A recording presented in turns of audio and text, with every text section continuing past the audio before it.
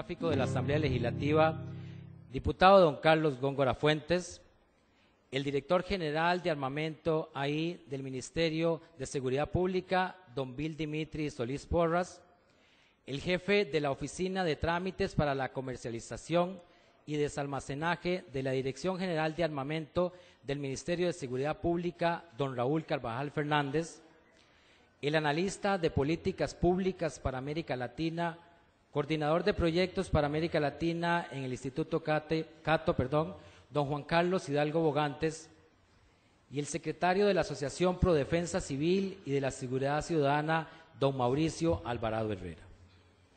Para la apertura, el señor presidente de la Comisión Permanente Especial de Seguridad y Narcotráfico de la Asamblea Legislativa, diputado don Carlos Góngora Fuentes, nos ofrece sus palabras de bienvenida.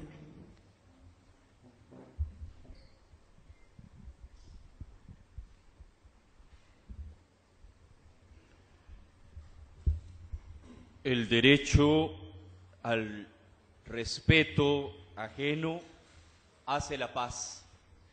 Frase que nos heredó el benemérito de las Américas, Benito Juárez. Queridos amigos, queridas amigas, bienvenidos a este Salón de Expresidentes de la República, de la Asamblea Legislativa. Un especial saludo para los miembros de la mesa principal, el agradecimiento a don Bill Dimitri Solís, a don Raúl Carvajal, a don Juan Carlos Hidalgo y a don Mauricio Alvarado. Un saludo afectuoso y nuestro respeto también a doña Marcela Chacón, viceministra de Gobernación, a don Max Loría, viceministro de Paz, y a don Celso Gamboa, viceministro de Seguridad. A todas y a todos, muy bienvenidos. El motivo de este foro, y aclaro, foro, no debate, es poder analizar desde la perspectiva de los expertos las diferentes visiones que se tienen en un tema que sin lugar a dudas es sensible para todas y para todos. Porque aquí no hay buenos ni hay malos. Todos somos amantes de la paz, todos somos amantes de una Costa Rica democrática y todos estamos trabajando desde nuestras múltiples tareas por hacer grande, libre, tolerante e incluyente esta patria. Me permito reseñar algunos detalles con ustedes sobre el proyecto de ley 18.050 que nos ocupa. Es una reforma general a la Ley de Armas y Explosivos número 7.530 y adición de leyes conexas. Es una iniciativa del 4 de abril del 2011, o sea, dentro de 2 días va a cumplir ya 2 años de estar en la corriente legislativa. Es una iniciativa del Poder Ejecutivo. Está asignada a la Comisión de Seguridad y Narcotráfico, del cual, como se les indicó, nos han honrado nuestras compañeras y compañeros diputados como su presidente.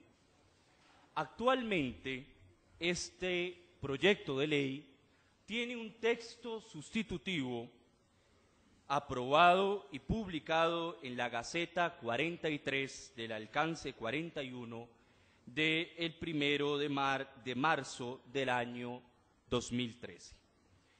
El proyecto se encuentra en consulta y en la etapa de audiencias. Permítaseme apuntar algunos detalles interesantes de la exposición de motivos. Abro comillas. La problemática en lo referente a las armas en Costa Rica debe ser vista como un inadecuado uso de estos instrumentos, sea con fines lícitos o en forma negligente. Durante el año 2010 en nuestro país se inscribieron 6.405 armas y se otorgaron 21.471 permisos de portación. Se decomisaron 4.250 armas de fuego, de las cuales 7% fueron devueltas a sus legítimos propietarios o poseedores. El presente proyecto, dice la exposición de motivos que me permito leer, tiene una precisión de conceptos que permite armonizar la técnica propia de los entendidos en la materia con el quehacer diario de los operadores del derecho a nivel administrativo, policial y jurisdiccional. Un aspecto ampliamente analizado consistió en la falta de regulación en el sujeto, ya que la ley actual tiene como punto central el arma y no su poseedor. También quisiera ampliar el espectro de la reflexión, trayendo a colación que aunque hoy no vamos a referirnos puntualmente al otro proyecto de ley 77, por hacer justicia, deberíamos indicar que hay otro proyecto de armas y explosivos también en la Comisión de Seguridad y Narcotráfico, cuyo nombre es Ley de Armas y Explosivos, iniciativa del 3 de febrero del 2011. Es un proyecto de ley presentado por las y los diputados de la bancada del Movimiento Libertario, cuyo firmante principal es este servidor de ustedes y los demás compañeras y compañeros. También asignado a la Comisión de Seguridad y Narcotráfico, que no está siendo en este momento analizado en la comisión, porque como es bien sabido, corresponde al Poder Ejecutivo en el periodo extraordinario determinar cuáles proyectos son los que convocan. Volverá a ser analizado a partir del 1 de mayo próximo.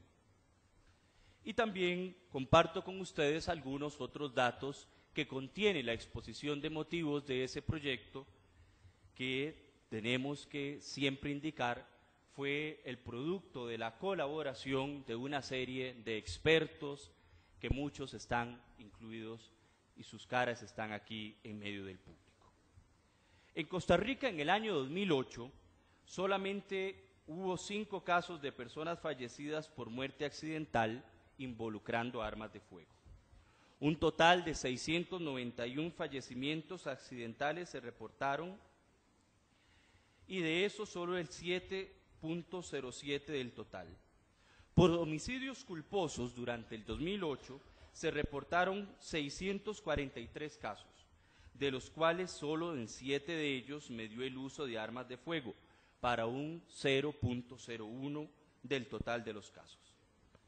Y como datos de reflexión, la Oficina de la Policía Federal de Suiza informó en 1997 que hubo 87 homicidios intencionales y 102 intenciones de homicidio en todo el país. De esos 189 casos en total, 91 hubo vinculación con armas de fuego, en una población de 7 millones de habitantes.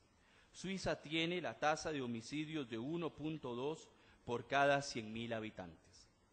En contraste, Gran Bretaña, que tiene leyes mucho más restrictivas en esta materia sobre el control de armas, tuvo una tasa de homicidios en 1994 de 1.4 por cada 100.000 habitantes y un índice de robos de 116 por cada 100.000 habitantes. Amigos y amigas, con estos miembros de la mesa podremos analizar algunos de los temas más sensibles de esta propuesta: la limitación o no de la aportación de armas, la limitación o no de que los menores de edad, mayores de 15 años, puedan acceder a los polígonos, las limitaciones o no sobre campos en materia deportiva, en materia olímpica y otra serie de disposiciones que yo sé que a todas y a todos nos interesa. Sirva esta ocasión para hacer propicio el voto de diálogo, el voto por buscar acuerdos en una Costa Rica, en como inicié diciendo, tenemos todos una vocación de paz, pero donde también tenemos todos la responsabilidad de trabajar por la seguridad ciudadana para que podamos vivir todas y cada uno con mucha más tranquilidad y que nuestras hijas, nuestros hijos, nuestros nietos, nuestras nietas, de las que les hemos pedido prestado el futuro, puedan tener una patria más próspera. Dicho esto, vamos a otorgarles aproximadamente 15 minutos a cada uno de los expositores. Voy a ser bastante estricto con el tiempo, ya tengo una campana y un cronómetro en la mesa. Ellos saben que les voy a tocar la campana faltándoles un minuto. Después va a haber una etapa de preguntas y de respuestas que se les ha distribuido una boleta para que las hagan de esa manera y por supuesto a sabiendas de que estamos entre ciudadanas y ciudadanos muy respetuosos del orden, de la legalidad, de la concordia y de la tolerancia, nuevamente sean todos muy bienvenidos a la casa de todos. Buen día para todos y al final participaré con algunas conclusiones. Muchas gracias. Muy bien, como nos indicó el señor diputado, entonces vamos a tener ahora los comentarios. Primeramente escucharemos al señor director general de armamento ahí del Ministerio de Seguridad Pública, don Bill Dimitri Solís Porras.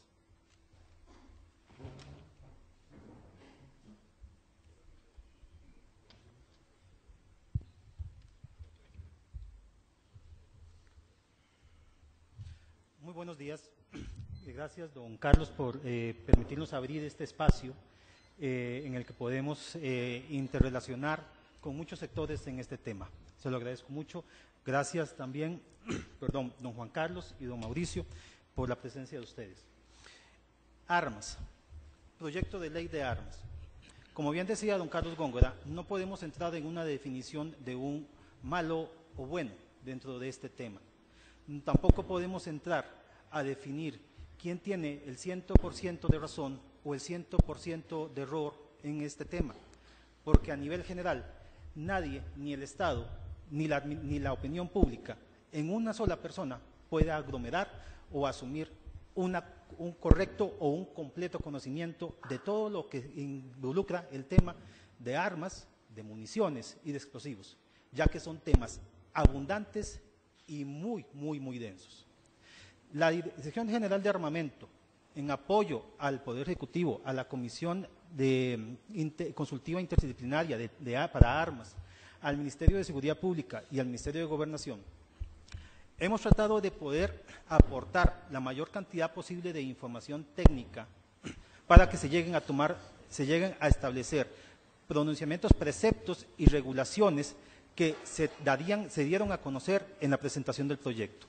¿Con la idea de qué? Con la idea de poder abrir este tipo de espacios para poder entonces escuchar de manera pausada, de manera correcta, aquella información que nos pueda retroalimentar respecto a las determinaciones que a nivel de ley se están proponiendo. La Dirección General de Armamento, en apoyo a las demás instancias del Poder Ejecutivo, hemos establecido el suministro de información para poder dar como resultado una ley que no está basada en hechos de consideración especulativa, sino en hechos que han sido dados y han sido probados y han sido estudiados no solamente a nivel internacional, sino que hemos podido también sacarlos un poco de las ideas no muy claras en cuanto a estadísticas que manejan algunos cuerpos oficiales. En este caso, muchas de las regulaciones que están en esta ley no son venidas o no son sacadas de manera improvisada, se han venido sacando y se han venido tomando de aspectos y de costumbres y buenas políticas y buenas prácticas realizadas en otros países, pero no solamente referidos de forma escrita. Hemos ido y hemos abordado en esos países y hemos contactado en esos países a estas personas y a estos grupos técnicos de expertos para ver la fidelidad de esta información y la tropicalización a nuestra realidad nacional. Hoy estamos abriendo un importantísimo espacio para poder recibir la información que de los administrados, del público, de la persona de calle que tenga conocimiento quiera aportar y pueda entregar, para poder tener un adecuado conocimiento, un adecuado análisis de todas esas argumentaciones, para poder llegar a un determinado concepto. Porque en el tema de armas, en el tema de municiones y en el tema de explosivos, tan razonable y justificado puede ser una opinión, y respetable, una opinión que diga o que apruebe o que avale una posición A, como puede ser otra también aprobada, respetable, posición técnica que vaya en contra de una posición A. Vuelvo a decir, en este tema es tan amplio y tan vasto que precisamente el gobierno establece y se alegra de estos espacios para poder recibir y retroalimentar la información que ustedes nos pueden hacer llegar. Sin más, agradezco nuevamente a la mesa, a don Carlos, el habernos permitido estar aquí y muchas gracias. Buenos días.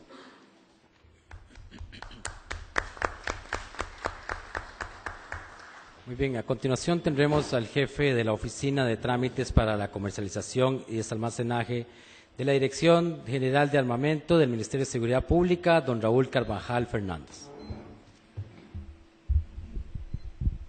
Gracias. Buenos días. La diversidad del público que tenemos aquí, no solo por la cantidad, sino por los diferentes sectores aquí presentes, nos da una visión clara de lo complejo que es este tema.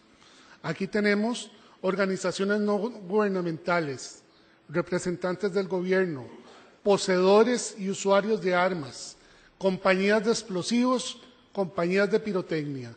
Todo eso está regulado en este momento en la Ley 7530.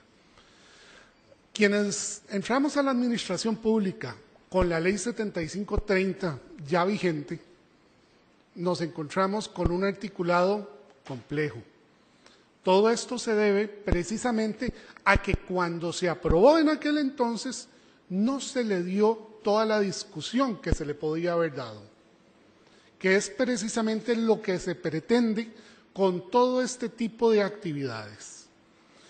La Ley 8201, que fue una reforma como para hacerle unos parchecitos a la Ley 7530, que se aprovechó una coyuntura legislativa de aquel entonces, nos permitió hacer algunos ajustes y unos avances importantes en lo que es el proceso de importación y desalmacenaje de armas, municiones, explosivos y materiales relacionados. Sin embargo, todos los que estamos aquí tenemos un punto claro y de coincidencia. La Ley 7530 necesita ser reformada. Tiene muchos vacíos, hay muchas cosas que cambiar y muchísimas cosas que le podemos mejorar. Esto originó una serie de proyectos que han venido evolucionando a lo largo del tiempo. Recuerdo el primer proyecto que hasta nos hablaba de que lo que se permite es el revólver 38 corto. Y eso vemos que es una falta de un tecnicismo adecuado al enunciar en una ley una munición que ya por sí mismo es obsoleta. Entonces, fuimos evolucionando poco a poco. El primer paso que se dio fue determinar los parches no sirven. Necesitamos hacer un cambio total en el articulado de la ley. Y empezamos a trabajar sobre esa tesis y se empezaron a hilvanar varios proyectos en ese sentido hasta llegar al proyecto que hoy tenemos en discusión. Se ha procurado que tenga un nivel mayor de tecnicismo, pero hay que ser claros.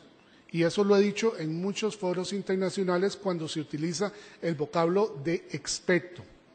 Expertos en estas materias no existen. Nadie es dueño de la verdad absoluta. Siempre hay algo que aprender, siempre hay algo que una persona tiene que completar.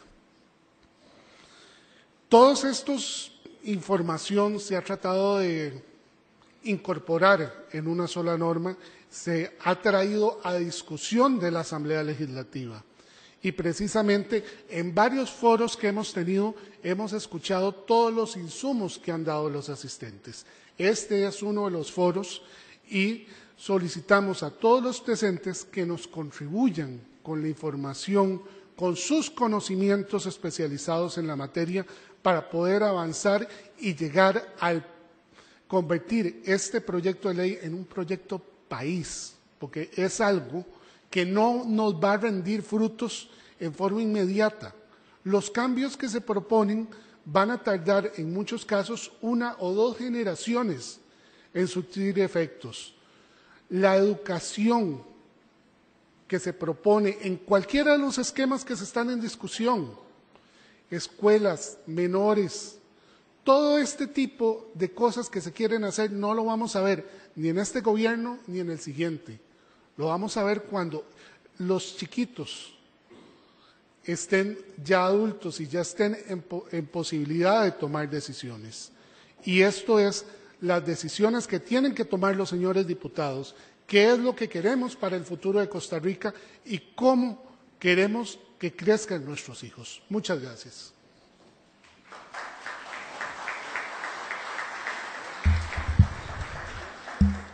El analista de políticas públicas para América Latina y coordinador de proyectos para América Latina en el Cato Institute, don Juan Carlos Hidalgo Bogantes, nos da de seguido sus comentarios.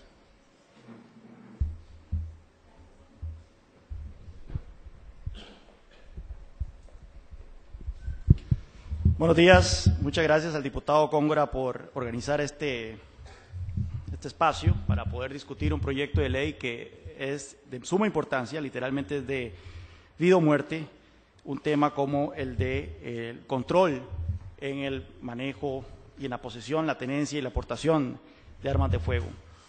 Lamentablemente, foros como este y intercambios como este no han ocurrido con frecuencia en los últimos meses alrededor de esta iniciativa, la 18050, que se está discutiendo en la Comisión Legislativa. Estoy muy de acuerdo con Dimitri Solís en el sentido de que es importantísimo tener un debate informado, un debate basado en estadísticas certeras, claras, información concreta sobre el tema de la posesión y tenencia legal de armas en Costa Rica. Lamentablemente, ese no ha sido el caso. Primero que todo, el Poder Ejecutivo se ha negado a discutir y a debatir este proyecto de ley. Su principal promotor, don Max Loría, que está aquí al frente, se niega a debatir esta iniciativa en medios de comunicación y en foros como este. Le corresponde a otros funcionarios del Poder Ejecutivo, a otros funcionarios públicos que no son los autores intelectuales de esta iniciativa, ser los que han tenido que salir a defender un proyecto de ley que tal vez no conocen en su detalle o con incluso a lo mejor tampoco comparten algunas de sus aristas. Así que primero que todo, no tenemos ese debate que requiere una iniciativa tan importante. Segundo, hay una campaña impresionante de desinformación y de manipulación de datos y estadísticas por parte del Poder Ejecutivo, especialmente por la oficina de don Max Loría. Por ejemplo, vean esta noticia que fue publicada el agosto pasado del 2012. Dice, 55% de las armas utilizadas en delitos tienen los papeles en regla. Una nota de La Nación dice, el 55% de las armas que utilizan quienes cometen delitos tienen los papeles en regla. Así lo confirmó un informe sobre armas de fuego y violencia en Costa Rica. El documento fue entregado por Max Loría, viceministro de Paz, quien se muestra preocupado por la falta de control sobre portación de armas. Esta nota fue reproducida por todos los medios, desde el Eco Católico hasta Teletica, Radio Reloj, etcétera, en un foro que organizó don Max Loría en agosto pasado. Vea qué curioso, me metí a la página web del Viceministerio de la Paz, bajé el documento, el informe sobre violencia y armas de fuego, me leí sus 27 páginas y ¿qué encontré? Que esta estadística no aparece por ninguna parte. No aparecía por ninguna parte del documento la estadística del 55%. Tampoco aparecía por ninguna parte lo que según la nota de La Nación dice, el documento además explica que el 77% de los homicidios son cometidos con armas de fuego debidamente matriculadas. Bueno, busqué en el documento y tampoco aparece esta estadística. Publiqué un artículo en La Nación donde le invité a don Max Loría a que por favor me dijera de dónde la había sacado. Me salió diciendo que era un dato el de la Dirección General de Armas, de Armamento.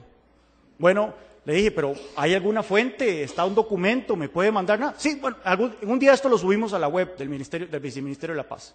Y en eso estamos, esperando a que lo haga.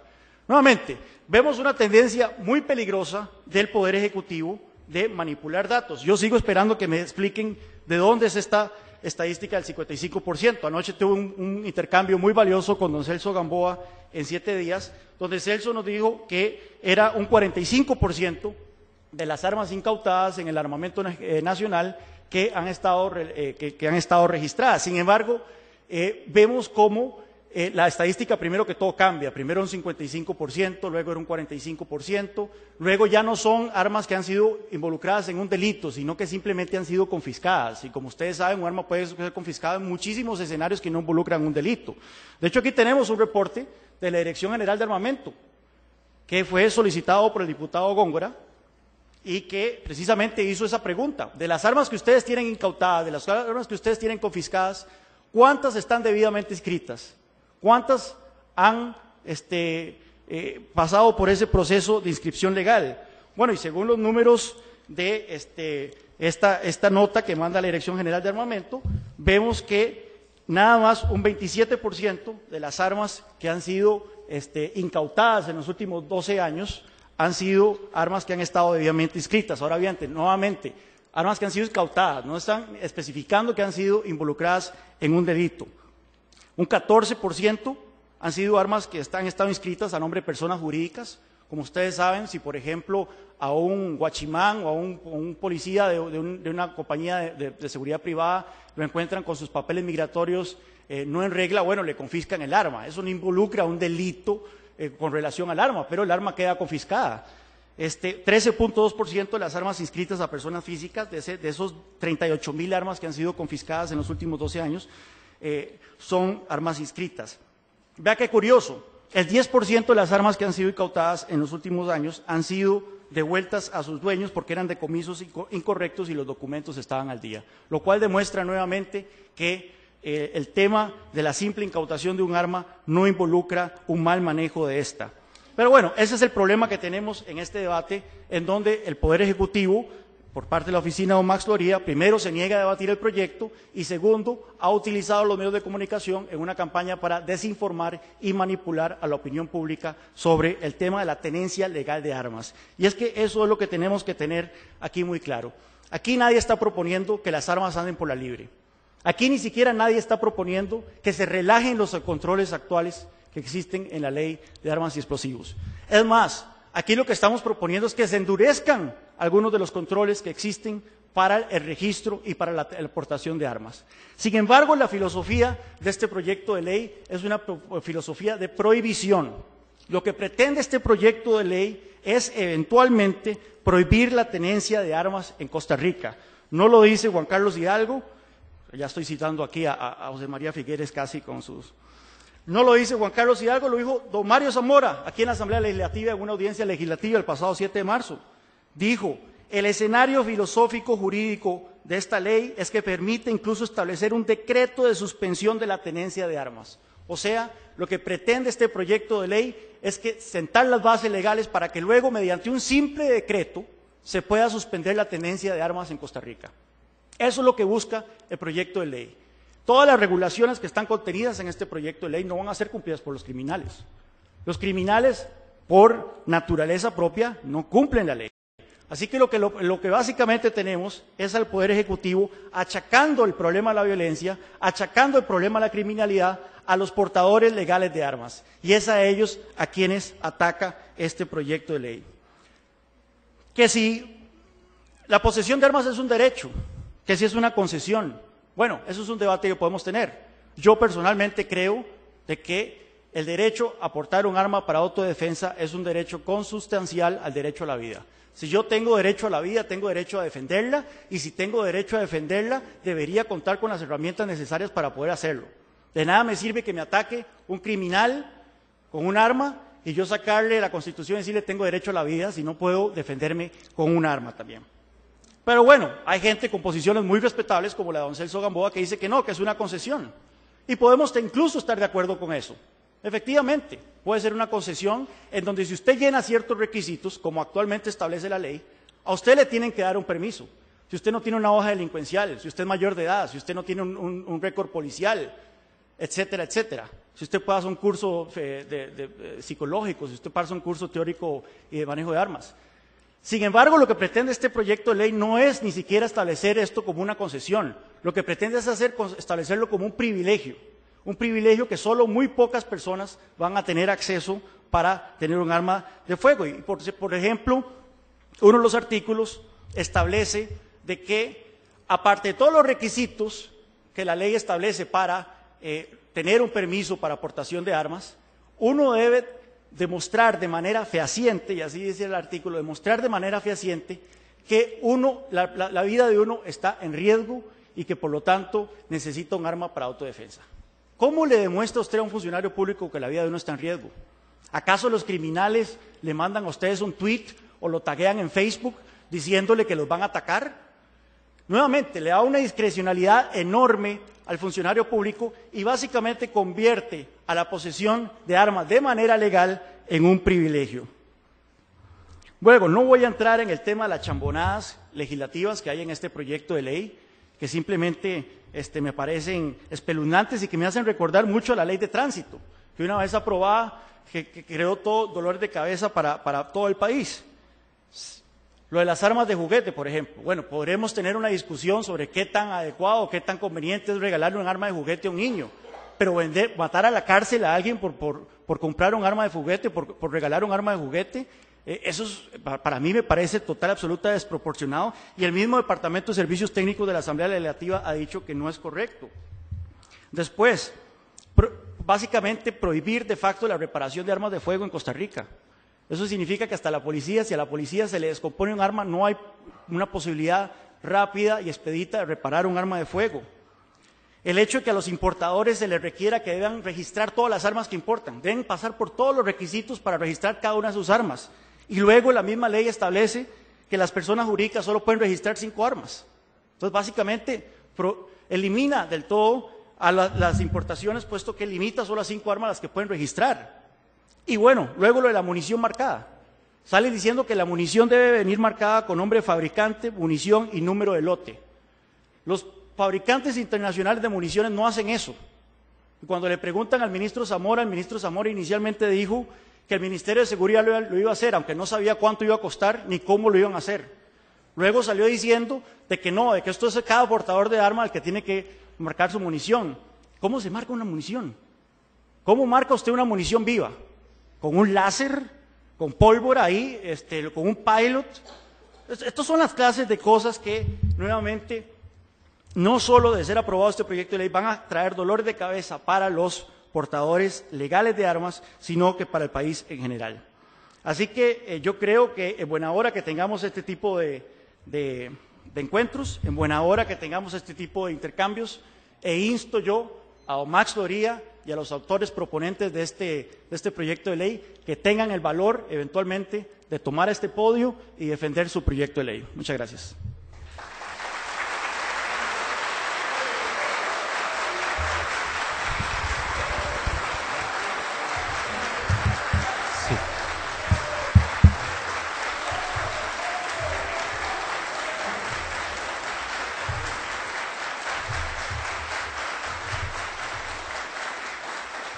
Sí.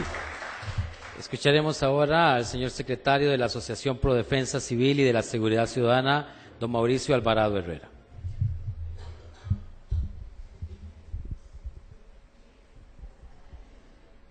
Gracias. Buenos días. Primero que todo, agradecerle a don Carlos por propiciar el espacio. Darle también las gracias a don Raúl, a don Bill, a Juan Carlos. Saludar, por supuesto, a los 3 viceministros de la República que nos acompañan, doña Marcela, don Celso, don Max. Ojalá que este sea un punto de inflexión a partir del cual podamos generar una dinámica diferente en torno a un proyecto de ley tan importante, en el cual está de por medio la vida de las personas y la libertad de nosotros, los ciudadanos honestos. Quisiera referirme a 4 cosas puntuales para dejar tiempo que podamos hacer un debate con el público. Voy a referirme básicamente a cuál es el contexto hoy en torno a la ley de armas actual. quiero referirme al marco filosófico detrás del 18050. Quisiera puntualizar algunas cosas sobre la disociación entre el 18050 y la seguridad ciudadana. Y también puntualizar al final sobre el carácter restrictivo o prohibicionista que tiene el proyecto. Es importante recordar, aunque estoy seguro que buena parte del público presente lo conoce, que actualmente en Costa Rica hay una ley de armas vigente, que es la 7530. Está vigente desde 1995. Es una ley que establece requisitos y condiciones mínimas, las cuales los ciudadanos debemos cumplir para tener, inscribir y portar armas de fuego. Ciertamente, como toda ley, como todo mecanismo de control, es sujeto a mejoras, es perfectible, y en ese sentido Prodefensa, mucho antes incluso que el gobierno actual, se puso a trabajar en un proyecto de ley que viniera a mejorar esos vacíos, que viniera a eliminar esas contradicciones. Ese proyecto de ley está hoy en la Asamblea, como bien lo mencionaba don Carlos al inicio de su exposición. Es el proyecto de ley que se conoce como el 17977. Es un proyecto de ley que ha sido trabajado no solo por Prodefensa, sino que incluye el trabajo y el aporte de múltiples expertos en diferentes campos afines. Es un proyecto de ley bien estructurado que, lejos de dejar la tenencia de armas por la libre, viene a rigidizar los controles, los mecanismos y las pruebas necesarias para poder acceder a ellas. Es un proyecto además que tiene un dictamen positivo del Departamento de Servicios Técnicos de la Asamblea, y por eso es que nos ha llamado tanto la atención que el proyecto en Comisión de Seguridad simplemente quedó de lado y fue el proyecto oficial, el 18050, el que le pasó por encima y es hoy el que está en discusión. Nosotros instamos a que se abra el espacio para que se pueda discutir ambos proyectos, o bien, como en algún momento discutimos, poder fusionar articulados de los dos proyectos y generar un proyecto de ley que venga a mejorar la ciudad en Costa Rica. El marco filosófico que impulsa el 18050, desde nuestra perspectiva, y así lo hemos discutido de manera abierta y amplia, es un proyecto que parte de ley de una premisa equivocada, y es que a más armas en manos de civiles, más inseguridad. Cosa que es absolutamente falsa, y las estadísticas así lo demuestran.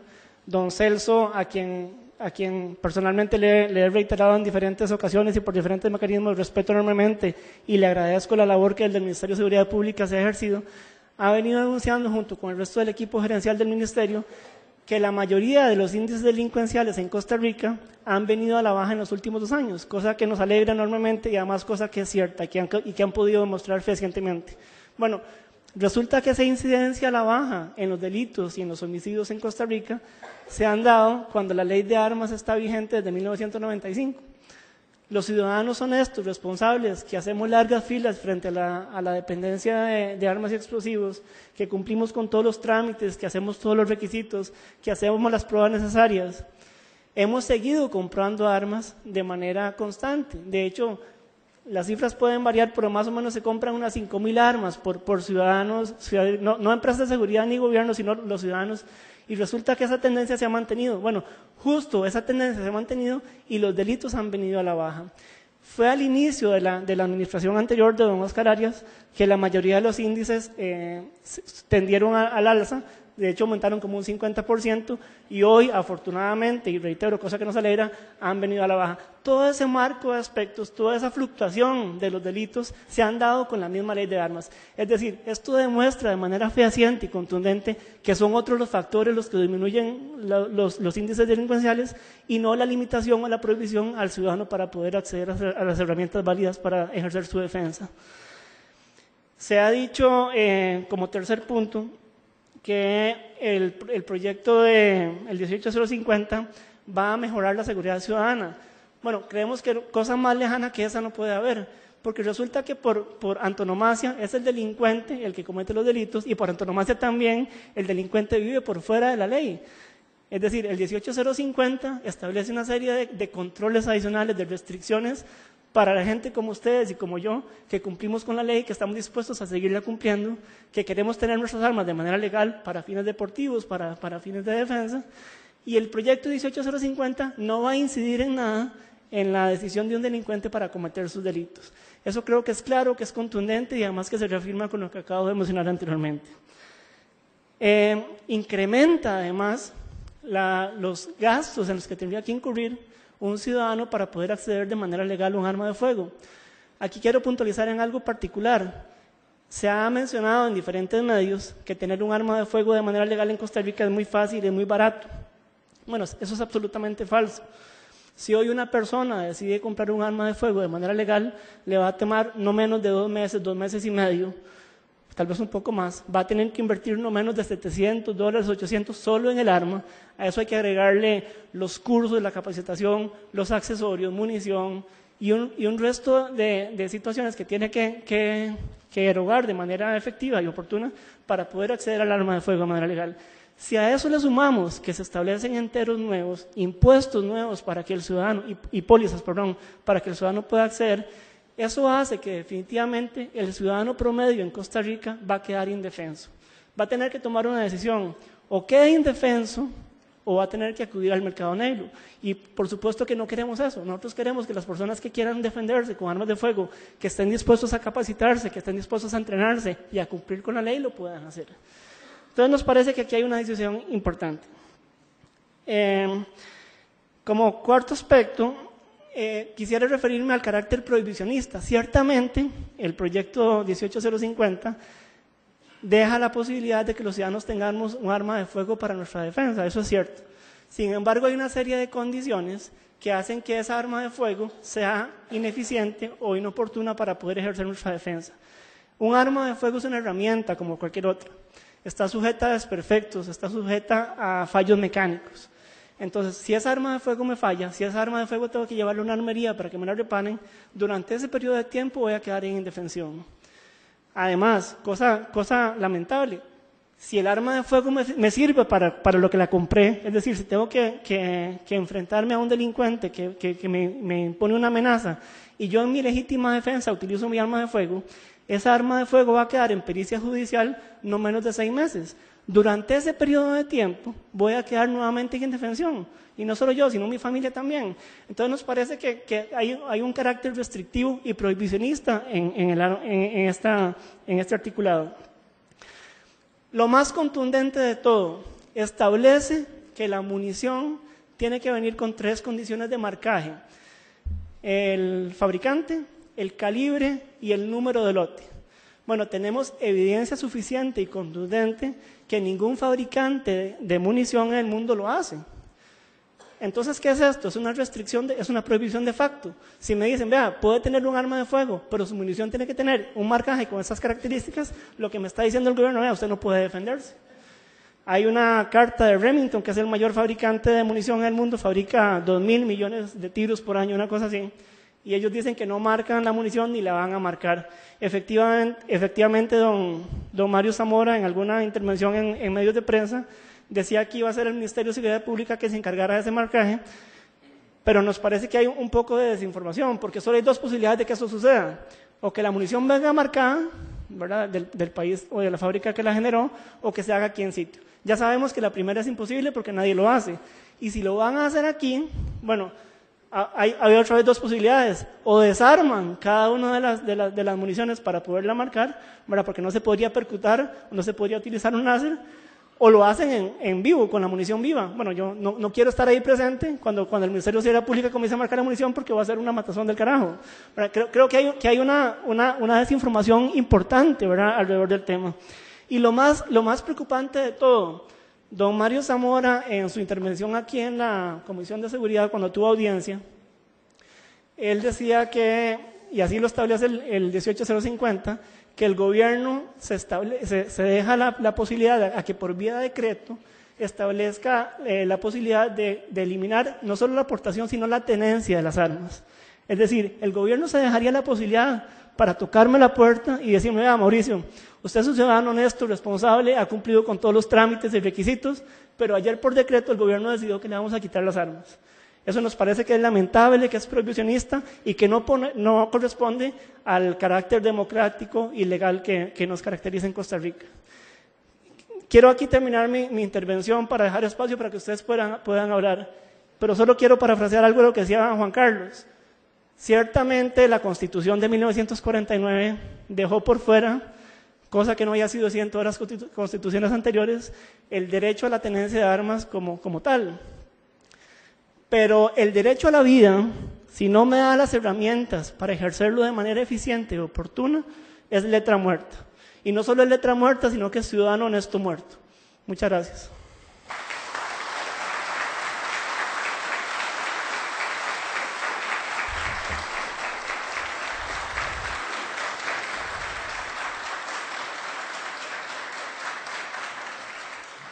Muy bien, antes de entrar al periodo de preguntas, vamos a brindarle el micrófono al señor diputado.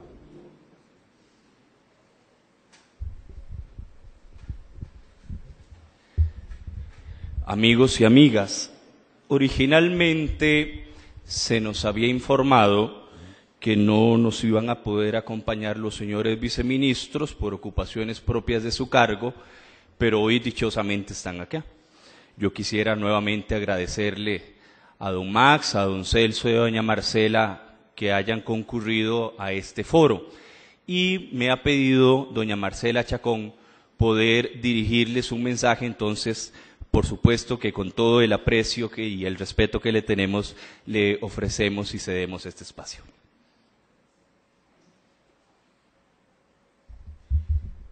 Muchísimas gracias, señor diputado, por el espacio que me dan y buenos días a los señores de la mesa. Muchas gracias, don Mauricio, por haber comprendido que este era un foro de exposición de ideas y no un debate con ataques personales. Las armas se hicieron para matar. El fin último para la creación de las armas es la muerte del oponente. Las armas no se inventaron para decorar una pared. Las armas no se inventaron para educar a nuestros hijos. Las armas se inventaron para quitar la vida al oponente. Así fueron creadas y esa es la verdad.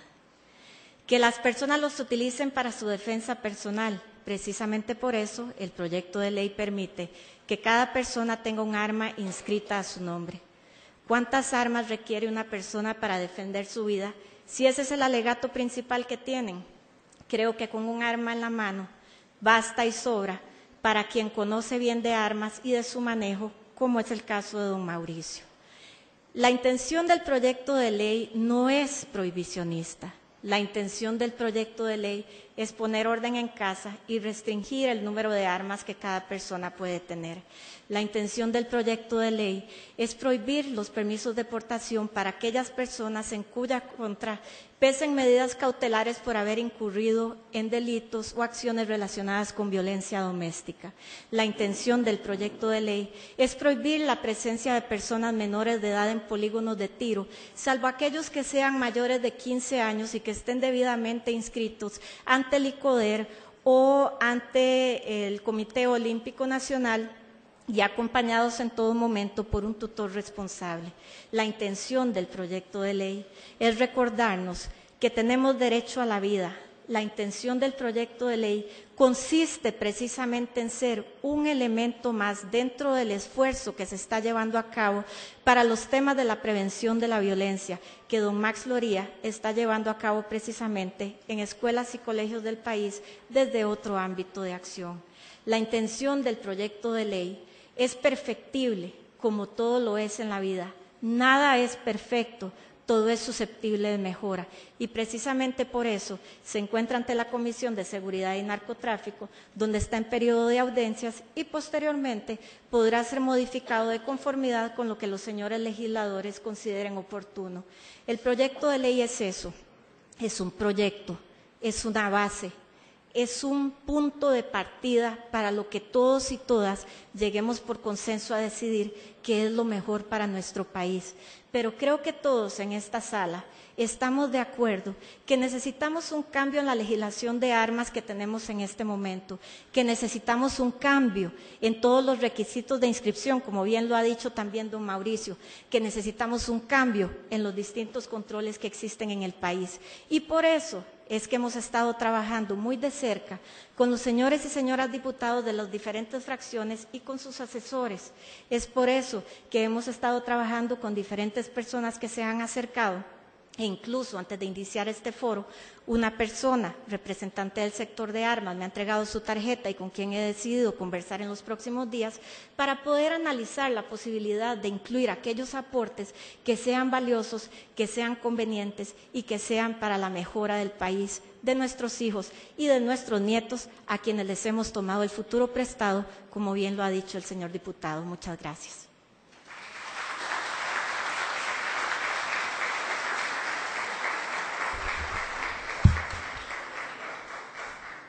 Muy bien, vamos entonces ahora a continuar con el periodo de preguntas. Vamos a esperar porque las personas están redactando sus preguntas. Las compañeras y compañeros de protocolo las estarán recogiendo las que ya están. Y vamos a dar chance un momentito mientras que terminan de formular las otras preguntas, por favor.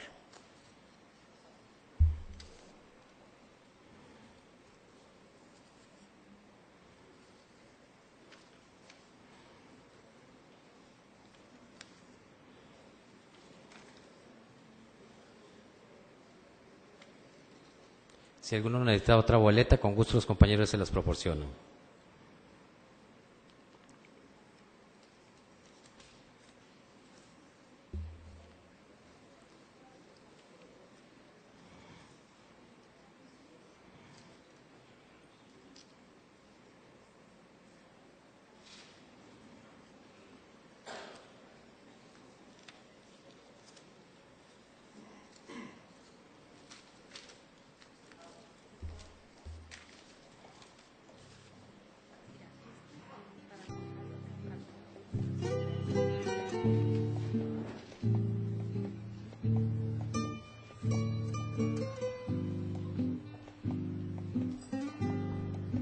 Gracias. Vamos a pasar a las preguntas.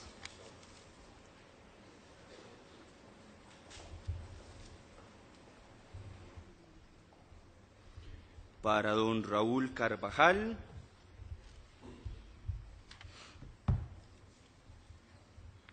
La dinámica es poder leer la pregunta y respondérselas entonces.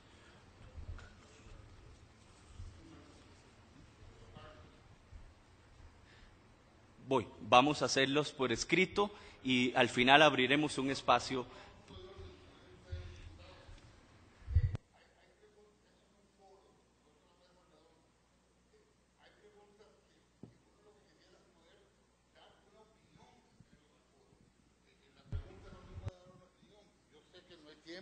Ni vamos a hablar 10 minutos y cosas de esas, pero 2 minutos para explicar algo, si es un foro, de lo que se trata es de alimentar con ideas, y eso no se puede hacer haciendo una pregunta. Don Johnny, totalmente de acuerdo con usted. Si el tiempo nos ayuda, yo que propicio estos espacios, seré el primero más feliz de poder ampliar la oportunidad. Voy a tomarlo en consideración.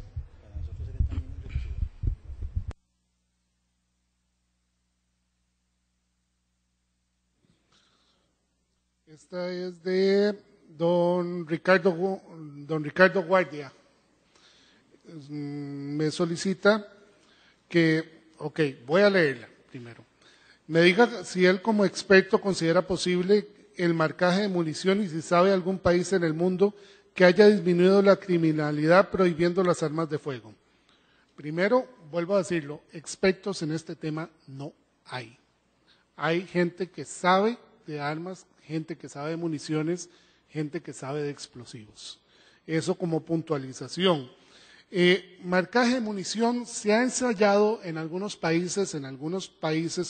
El ejemplo más cercano a nosotros es Brasil, que Brasil realizó un marcaje directo de fábrica de las municiones que se vendían para su policía y sus fuerzas armadas en su momento, para hacer un rastreo adecuado. Es el caso que tengo en la mente. En cuanto a lo de si la prohibición disminuye las armas de fuego, eso depende mucho del país, no es algo tan matemático como se quiere hacer en la pregunta. ¿Por qué? Porque hay países donde la prohibición es absoluta. Y veamos Japón. Japón tiene su ley de armas, el primer artículo es nadie podrá poseer un arma de fuego ni una espada afilada, salvo las siguientes personas. Japón tiene características muy específicas de su cultura, características muy específicas de su sistema penal incluso. Esto no es como agarrar una receta y copiarla, esto no es así.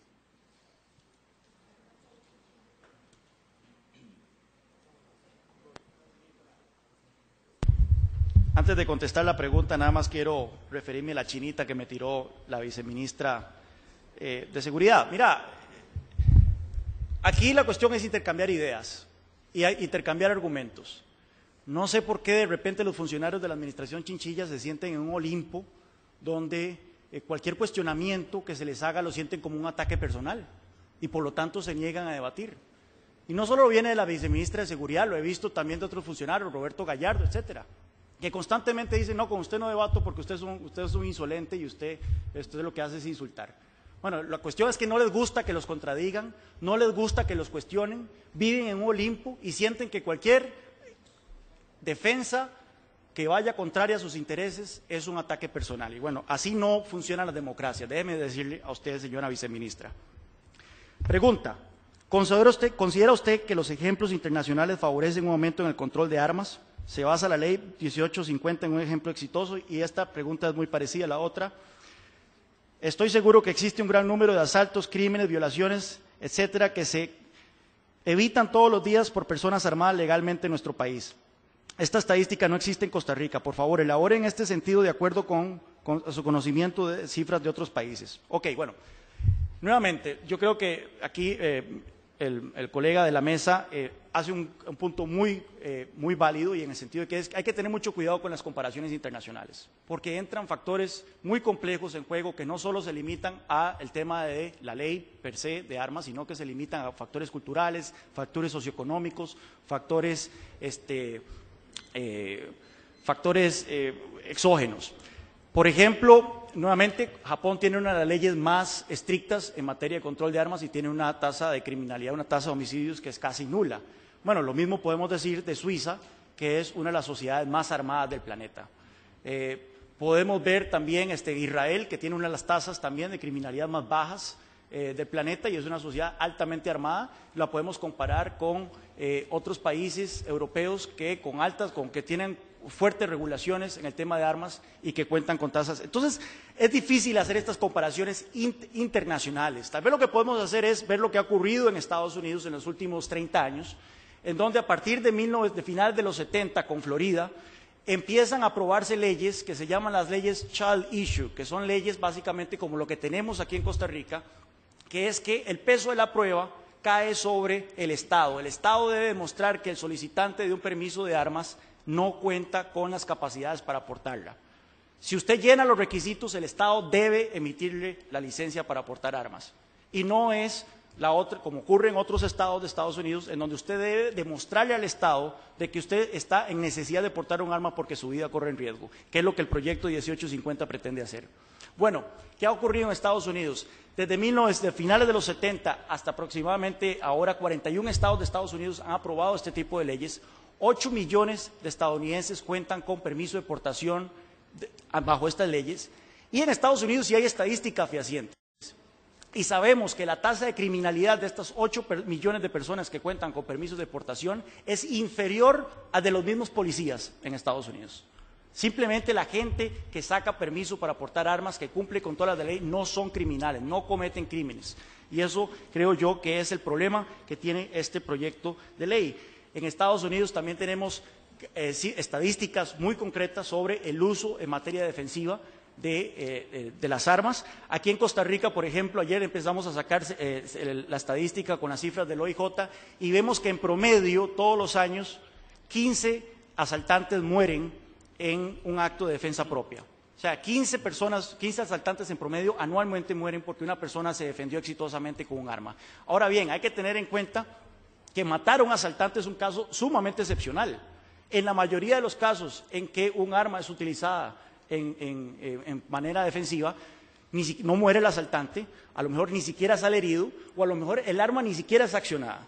Un criminólogo de la Universidad de Florida, Gary Clegg, hizo una investigación al respecto en Estados Unidos y encontró que el 74%, 76% de las ocasiones en que un arma es utilizada de manera defensiva en Estados Unidos, el arma nunca es accionada. Con solo enseñar el arma, con solo sacarla, es un acto suficiente de disuasión.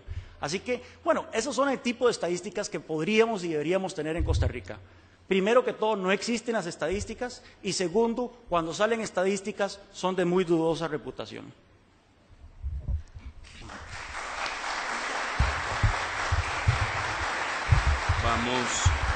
Vamos a pedirle a don Bill que vaya cubriendo las rondas, serán alternando a don Bill que vaya cubriendo algunas de sus preguntas. Gracias, don Carlos. Ponen bastante tarea. Vamos a empezar por el inicio. O como decía Jack el Destripador, vamos por partes. Primero, una consulta que me hace don Matthew, no sé el resto del nombre. ¿Me podría aclarar cuál es el criterio técnico para que una sola arma, si logran calificarlas a los requisitos casi imposibles? ¿Cómo me defiendo si el arma está en reparación o si me defiendo legalmente y esta procede a investigar, está en proceso de investigación, o sea, incautada? ¿Cómo me defiendo? Ya la argumentación que se ha dado. Ok, hay que tener claro una cosa. Igualmente, que en este momento tenemos la discusión de que si es un arma o dos armas o más armas las que tienen que ser permitidas para poder establecer como lo óptimo para la defensa personal. Esta misma discusión se tiene no solamente en este país, se tiene en prácticamente todos los países del mundo. ¿Qué estableció o qué se dio para poder definir el que fuera un arma? Ok, se establecieron tres elementos. Uno es aquellos elementos totalmente responsables, totalmente técnicos, respecto a los usuarios, no solamente en Costa Rica, sino también fuera de Costa Rica, para definir que se pudiera utilizar solo un arma. El otro elemento era la contraparte, de utilizar dos armas. Pero existía también el elemento de decir, ¿por qué una? ¿Por qué dos? ¿Por qué no tres? Si permitimos tres, ¿por qué no cuatro? Esto es una situación casuística en este caso. ¿Qué nos define la utilización de un arma? Okay, lo define en muchos aspectos la forma de ver el uso del arma del usuario. Se trató de establecer un mínimo aceptable en la ley para no entrar en aquel margen o en aquel reglón leve, muy tenue, de poder decir, no, sí es cierto, se pueden dos, pero podría venir otra persona y decirnos, no, yo puedo aceptarles y vea, yo uso esto o uso aquello y yo necesito tres. Mejor es partir por lo sano, se identifica una, porque vuelvo a decir, nadie tiene la verdad absoluta en este tema. Así como una persona puede venir con toda propiedad y muy respetable en su opinión y decir dos, otra puede venir y decir tres, otra puede venir y decir una. Lo que estamos tratando de hacer es hacer una línea básica, una. Necesitamos, ustedes pueden aportar en este foro y más adelante cualquier posición que es totalmente respetable. No hay aquí alguna persona, y perdonen que se los diga así tan tajante, pero así es, no hay una persona que tenga, nuevamente lo repito, la verdad absoluta en cuanto a si yo uso un arma o uso dos. La opinión que están dando aquí los compañeros de mesa, totalmente respetable, apórtenla y se discute. Pero una definición de que nos estamos pidiendo una para desarmar al país, desarmar a la población, sí también es un aspecto un poco adelantado al manifestarlo. Primera pregunta, no sé si continúo. Ok. Segunda pregunta. Perdonen, pues que a veces no entiendo. Siendo que un arma legalmente inscrita y al ser ilícitamente matriculada a su propietario, adquiriendo carácter de ilegal cuando es sustraída a su propietario, adquiere carácter de ilegal mientras está en manos del delincuente. El Departamento de Control de Armas lleva un registro dedicado para armas en ese estado. Ok, aquí esto es una pregunta que vale la pena profundizar un poquitito. Evidentemente, si ustedes, la persona propietaria de un arma, le es robada el arma con la ley actual, esa persona que tiene el arma, el delincuente o la persona que adquirió el arma de forma ilegal, está entrando en un delito, está entrando en una contradicción a la ley con la ley actual.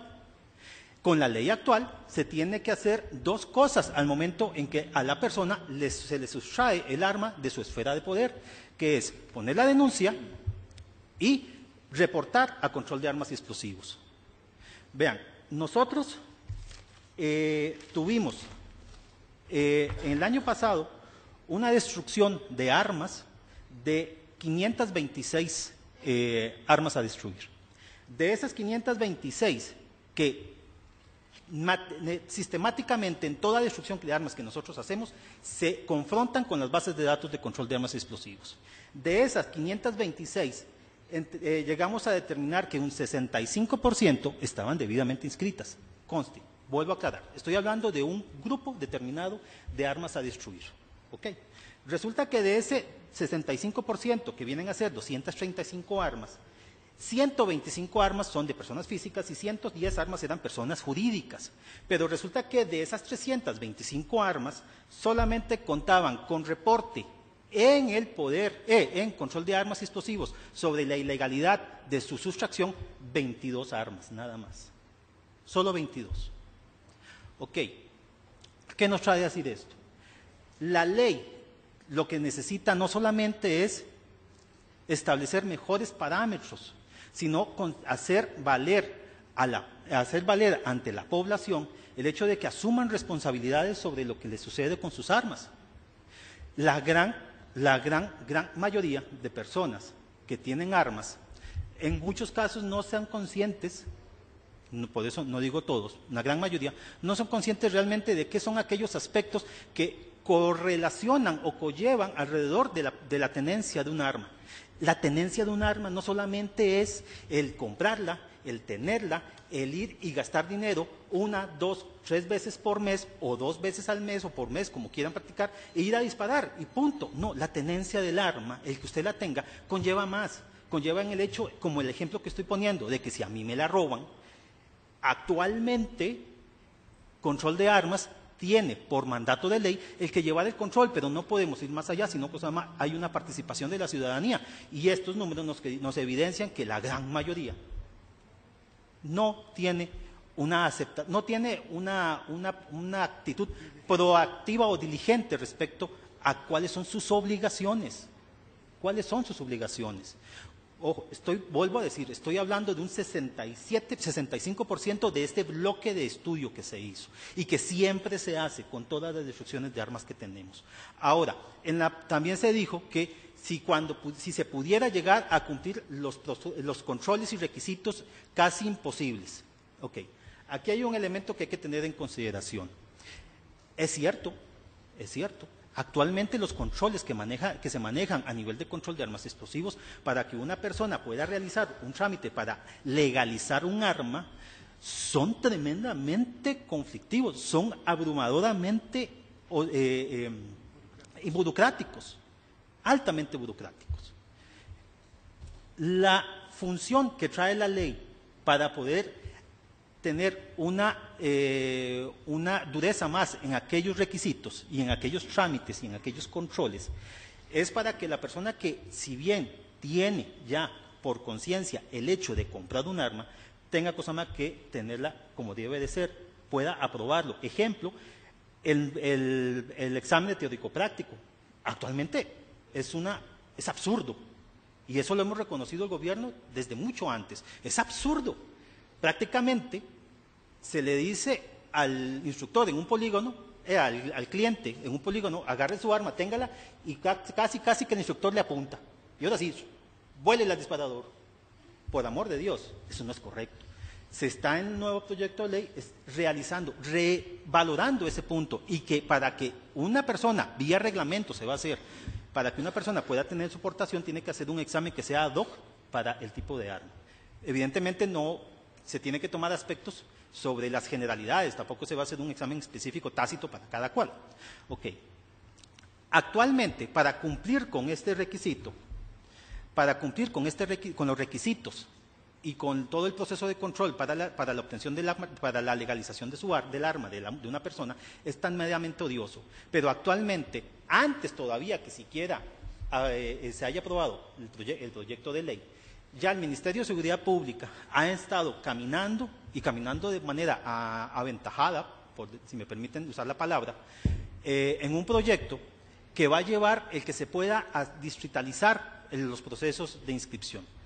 ¿Qué es lo que llevamos con esto? Con esto lo que llevamos es que, si bien es cierto, actualmente, como con el nuevo proyecto de ley, si es aprobado, es el hecho de que, si bien los controles y los requisitos tengan un elemento importante para poder ser cumplidos, el hecho de que los cumplan no sea en sí mismo una prohibición.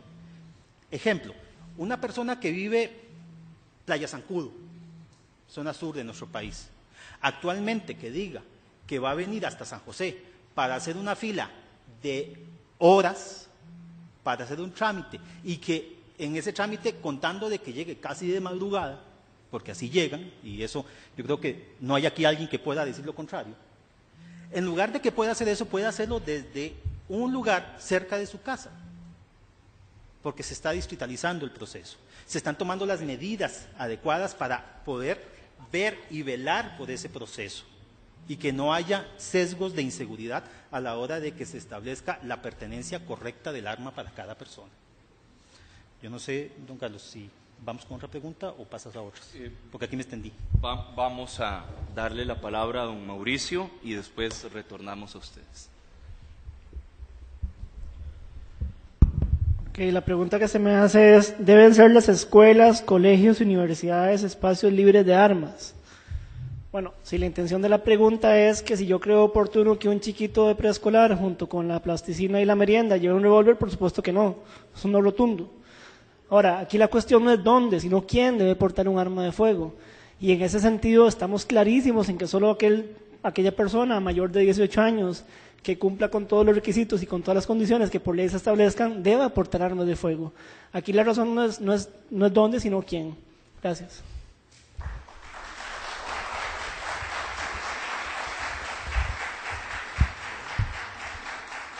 Le vamos a dar la palabra a don Raúl para que aborde algunas de sus preguntas. Sí.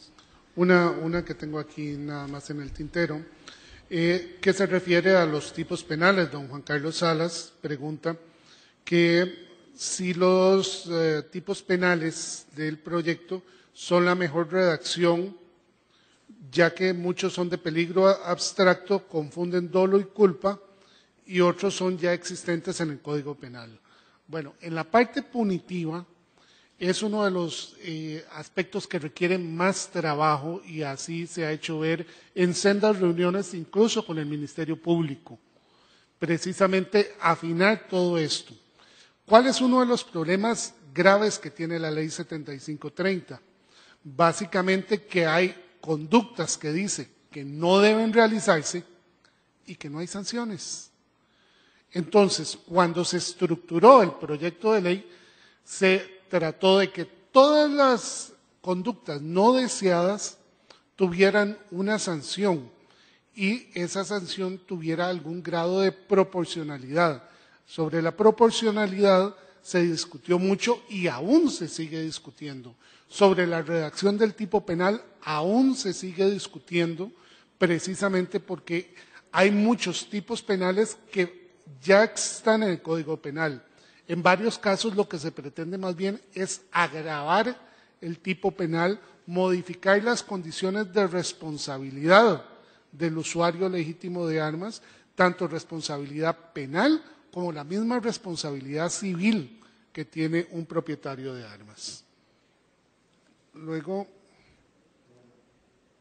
¿qué pasa con las armas de paintball y airsoft y con la tenencia de estas? Ok, esto es un asunto con las armas de aire y nos remite necesariamente al problema que se mencionaba de las armas de juguete. ¿Cuál es la razón de ser de esta norma de la prohibición de las armas de juguete? Resulta que se empezaron a dar varios hechos delictivos utilizando armas de juguete. Si a mí me ponen enfrente un arma o algo que tenga una forma de arma, yo no me pongo a ver si eso tira balines de airsoft o tira balas de verdad. Ejerzo mi derecho a la legítima defensa porque estoy siendo atacado. ¿Cuál es el problema? Yo voy a tribunales y tribunales me dicen, usted se excedió en la legítima defensa. ¿Por qué? Porque eso no es un objeto idóneo para que usted haya disparado contra el agresor. No hay una proporcionalidad. Entonces, cualquier arma que sea igual a un arma real, eso es lo que se quiere restringir. ¿Que tenemos que poner tal vez los puntos sobre las sillas en ese aspecto? Sí. Ahora bien, se excluyó expresamente las armas de airsoft, y eso sí está en el artículo clarito, que se excluyen las armas de airsoft de esta prohibición. Ahora bien, no toda arma es apta para hacer airsoft. Se hizo la consulta en su momento y requiere cierta velocidad de salida, cierta presión. Las armas de paintball, bueno, no se va a confundir un arma de paintball con un arma real, por cuestiones evidentes, el tanque que está afuera. Entonces, esas son las situaciones que se pretenden regular. Y luego, algo que se tomó en cuenta son armas de aire, que se impulsan con aire, de calibres altos, que existen, aquí no son populares precisamente por el precio, pero hay muchos lugares donde se utilizan armas impulsadas por aire para cacería, incluso. Ese fue el sentido de cuando se redactó esa prohibición. Y un segundo. Constitucional.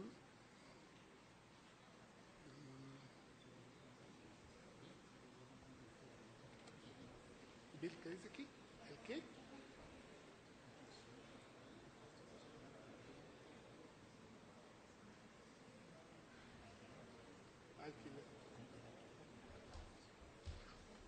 Es constitucional prohibir el alquiler o el comodato de armas.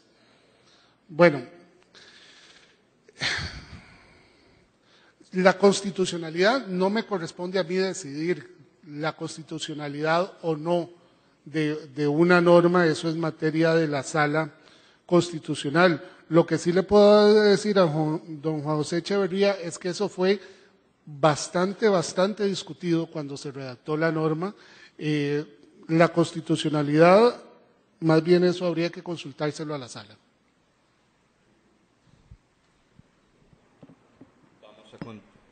Vamos a continuar con el ciclo de preguntas. Don Juan Carlos Hidalgo. La pregunta dice, ¿le ha preguntado usted o ha hecho un sondeo popular de cómo los ciudadanos queremos defender la vida? Si es con un arma, ¿tiene estadísticas? No he hecho ningún sondeo popular sobre esa cuestión. No creo que esto es una cuestión de sondeo popular, es una cuestión de decisión individual de cómo quiera la persona defender su vida. Hay gente que dice, yo no quiero ver un arma pintada cerca de mi casa. Bueno, está bien, no la vea, no la compre. De hecho, ahí tengo un rotulito que mandamos a hacer que dice, esta casa es libre de armas. E invito a toda la gente que no cree en las armas a que la pongan en el frente de su casa. Pero aquella gente que sí cree en las armas y aquella gente que sí se cree capaz de usar estos instrumentos y aquella gente que pasa los requisitos para poder portar un arma, se le debe respetar esa decisión individual a defender su vida de esa manera.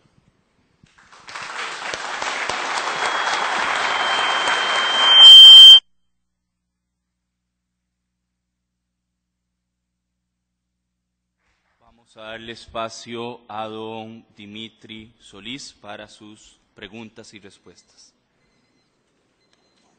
Gracias, don Carlos. Ok, vamos a ver, dice... Perdón, tengo que anunciar que no vamos a recibir más preguntas porque tenemos muchas aquí en la mesa y desafortunadamente el tiempo es nuestro principal adversario en estos espacios. esta pregunta dice, ¿se retiraría el proyecto del Poder Ejecutivo si se elimina el marcaje de la munición y de cantidad de armas, el seguro a daños a terceros? Si estoy entendiendo bien. Ok, particularmente iniciando con la pregunta, no soy la persona para poder determinar la decisión ejecutiva de retirar o no un proyecto de la corriente legislativa. Sí me gustaría ampliar un poquito el aspecto de lo del marcaje en 2 o 3 aspectos muy básicos. El marcaje tanto de las armas como de la munición, vuelvo a repetir, no fue una ocurrencia, no fue pongámonos a ver qué podemos nosotros argumentar para poder decir qué hacemos con la munición o con las armas.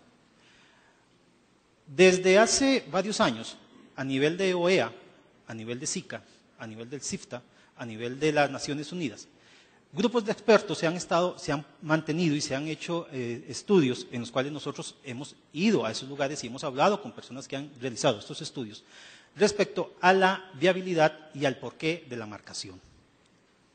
En aspectos muy grandes, la marcación como tal permite o facilita en alguna medida establecer abanicos de posibilidades, valga la redundancia, para las investigaciones judiciales y el rastreo. Desconozco las evidencias que el compañero de mesa indica sobre la contundencia de la no marcación o la imposibilidad de la marcación. Bueno, en primera instancia, de acuerdo a tratados internacionales establecidos y ratificados por Costa Rica, se establece la marcación de las armas y se establece la marcación de la munición. Propuestas elaboradas por grupos de expertos en la materia.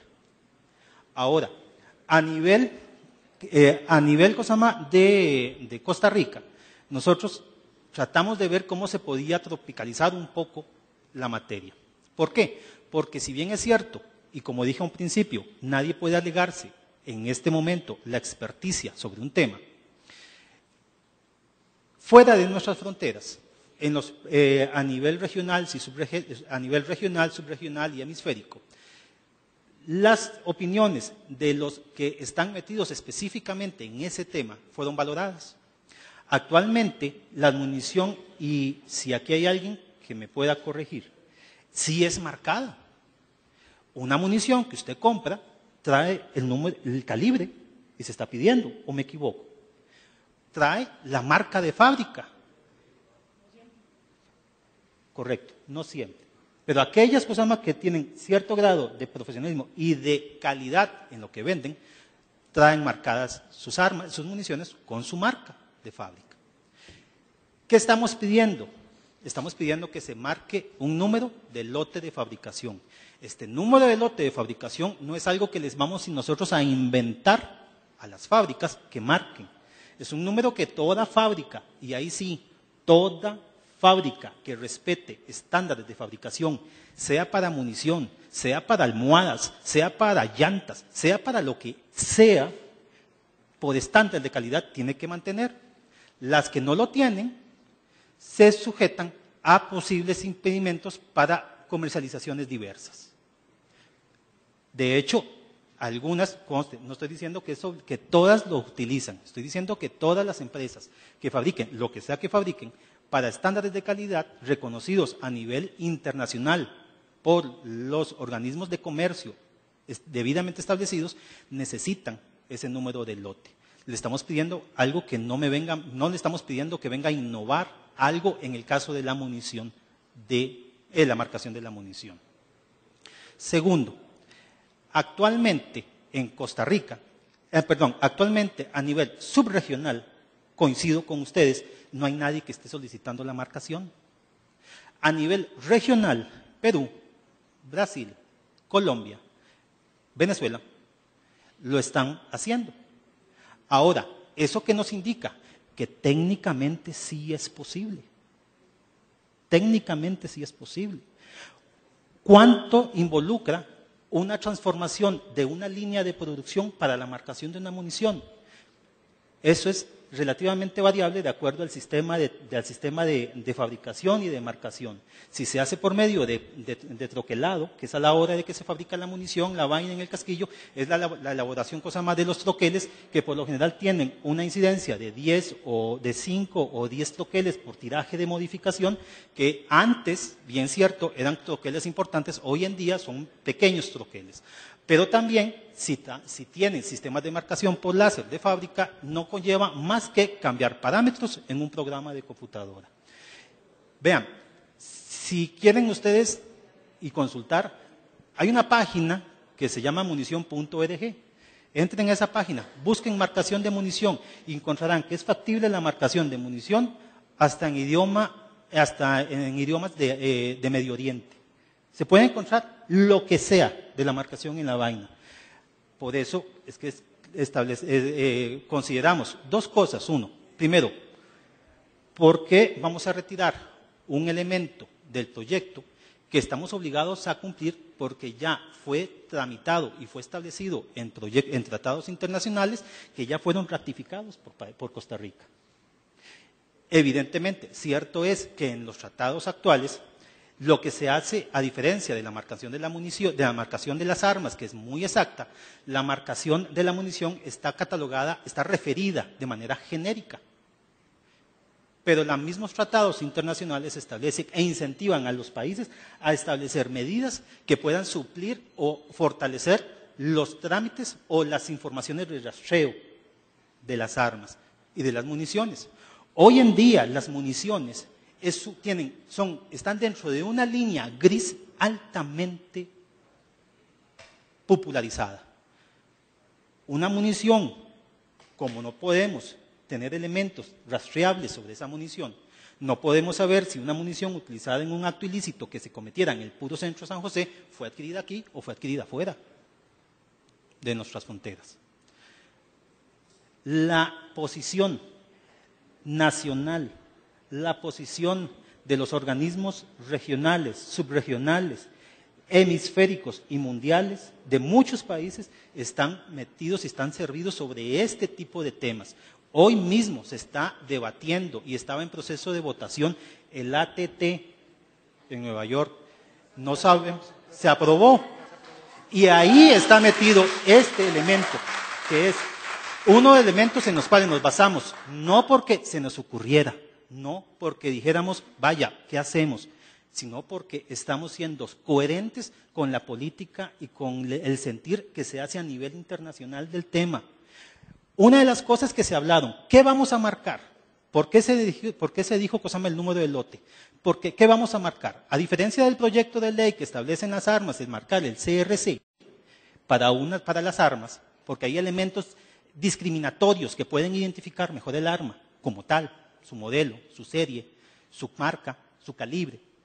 El CRC lo que facilita es poder llevar control de cuando un arma sale de aquí para fuera del país o cuando viene de fuera del país para adentro. Eso facilita y mejora las estadísticas que vamos a poder tener. Pero la munición, marcarle un CRC, era marcarle lo mismo que ponerle otra vez, en un caso del 9 milímetros, ponerle 9 milímetros. No nos dice nada, no nos da nada.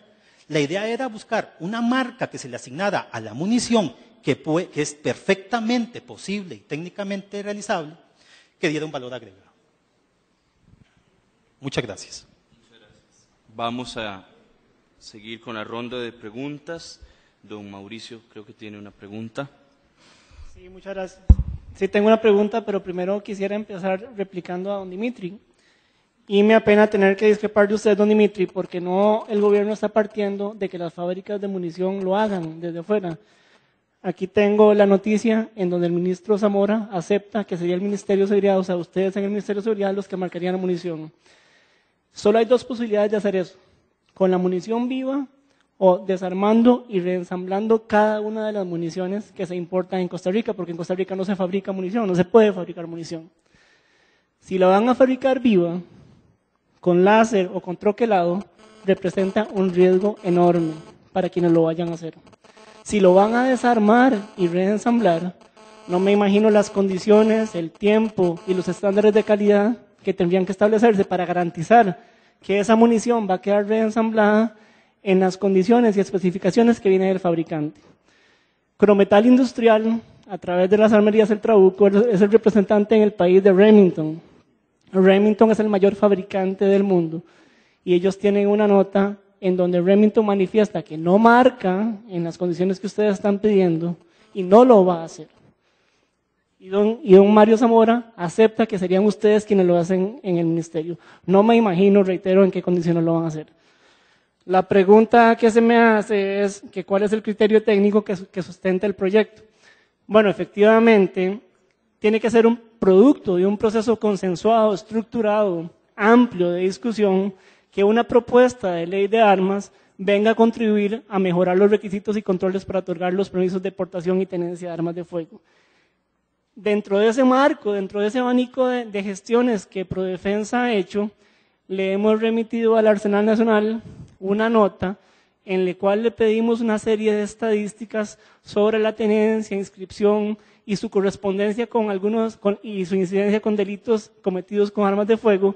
Y hoy, poco antes de venirme para acá de la oficina, recibimos un correo de parte de don Dimitri precisamente, en el que nos dice que dada la seriedad de la información, obviamente, cosa que entendemos, se requiere de un permiso especial de don Mario Zamora para poder facilitar la información. Pero más importante que eso, nos dice además en la misma nota que requerirían de un espacio de tiempo prudencial para poder conjuntar la información y estructurar los resultados con base en las estadísticas que estamos pidiendo. Esas estadísticas que estamos pidiendo no es más ni menos para contrarrestar los datos que desde el Viceministerio de Paz y el resto de campañas se han venido difundiendo por los medios y poderlos contrarrestar. Si el Arsenal Nacional, mediante correo que recibimos hoy, mediante oficio que recibimos hoy, manifiesta que no lo tienen estructurado y que requerirían de un espacio de tiempo para poderlo generar, entonces desconocemos enormemente cuál es el insumo y la fuente de donde el Viceministerio de Paz ha tomado los datos para sus campañas publicitarias.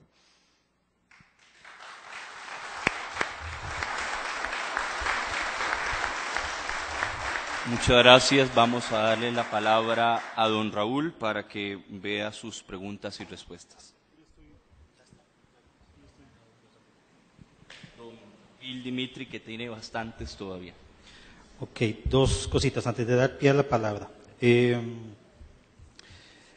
Para efectos de dar un poquito de respuesta a lo que está diciendo don Mauricio. Don Mauricio, totalmente respetable su posición respecto al concepto de que nadie puede marcar y que la fábrica de municiones que usted alega tiene todo su derecho de decir que nosotros no marcamos, pero no ha dicho que es imposible, simplemente dice nosotros no.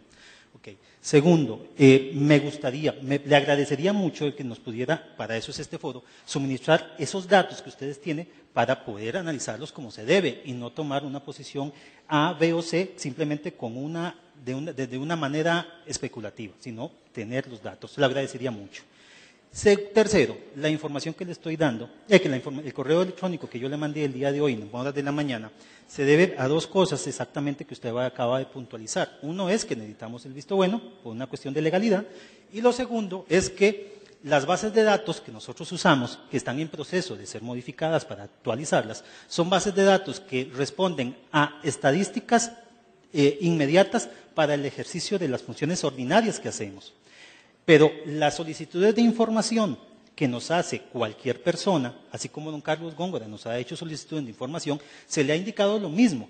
Tenemos que dar un momento, un compás de espera para adecuar las bases de datos para poder rendir la información que ustedes nos piden y que por cuestión de legalidad y una cuestión de probidad tenemos que dar de manera correcta. No podemos sacar la información que la tenemos en nuestras bases de datos a la ligera. Tenemos que ser consecuentes con la información que nos piden, consecuentes con la seriedad de la información que vamos a darles. Repito, es un aspecto netamente técnico para poder establecer reportes de nuestros sistemas que normalmente o ordinariamente no están programados. Ok, continúo.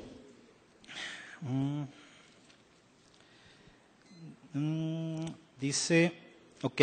En el marco establecido para el fin resocializador de las penas en conjunto con el estado crítico de hacinamiento carcelario, ¿qué sentido le ve usted a las altas penas de prisión previstas en este proyecto? No sé, han analizado, creo, el impacto que la posible entrada en juicio, en vigencia de la norma tendrá en el sistema, asumo que es el carcelario. Se plantearon la posibilidad de regular estas conductas de formas diversas a la pena de prisión. Ok, volvemos a repetir. El proyecto de ley de armas conlleva mucho más allá que el hecho de decir tengo un arma físicamente, poseo un arma físicamente, uso un arma físicamente. Involucra una cantidad importante de mayores elementos que giran alrededor de la tenencia de un arma. En este momento es el aspecto penal. Ok.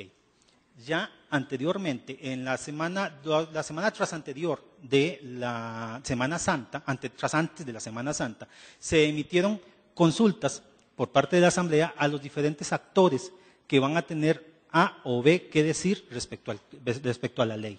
Sabemos que el Poder Judicial ya está o ya emitió un pronunciamiento respecto a las observaciones que tiene esta ley y específicamente sobre lo de las penas. Personalmente, junto con personal del Ministerio de Gobernación, nos reunimos con funcionarios del Poder Judicial, de la Fiscalía, para poder ver las observaciones que van a hacer y trabajarlas para poder llegar a un buen consenso. Eso es parte de lo que se quiere con la presentación del proyecto de esta ley, es poder retroalimentar con la información como la que don Mauricio me va a poder suministrar para poder establecer la mejora y el medio punto exacto más posible.